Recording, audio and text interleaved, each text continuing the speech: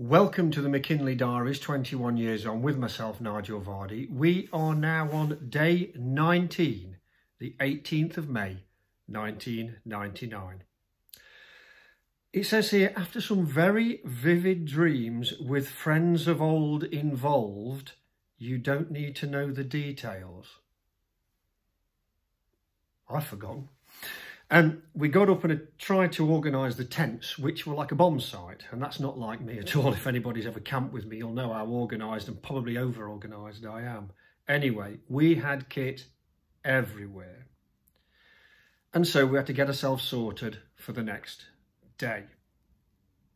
Last night, we'd started singing along, and I love singing. I'm terrible. Please never ask me to sing.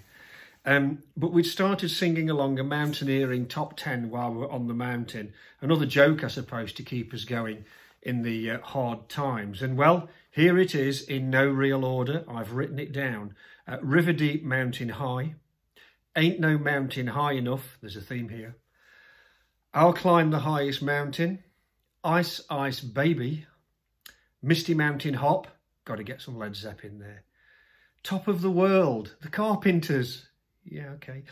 Climb every mountain. I do love the sound of music. I can see for miles and miles and miles. Yeah, okay. No More Heroes. Yeah. Coming Home. Dire Straits. What a song. And The Air That I Breathe by the Hollies. Tony had a real nightmare in the night. Now, I can remember at some point vaguely hearing a ooh or something of that description.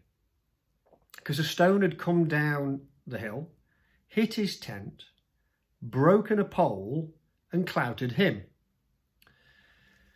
He then slept with his helmet on all night. Now here, yes, I really do have the original helmet from the trip. As you probably gather, I don't really do colour coordination.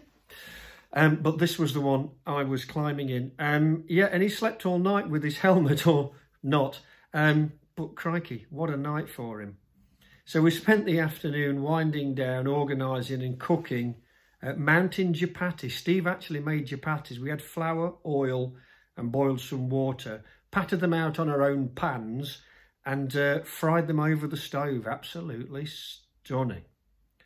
Lots of pilau rice, pate, seasonings. Hey, this is a good cooking trip, this. Why do people just use this straight boil stuff when you can make proper food? The wind dropped a little.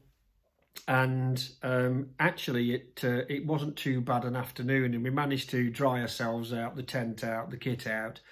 But Tony had got this issue of the broken pole. What to do? Now, a lot of tents do come with a repair kit. That just didn't work. So I got an ice screw.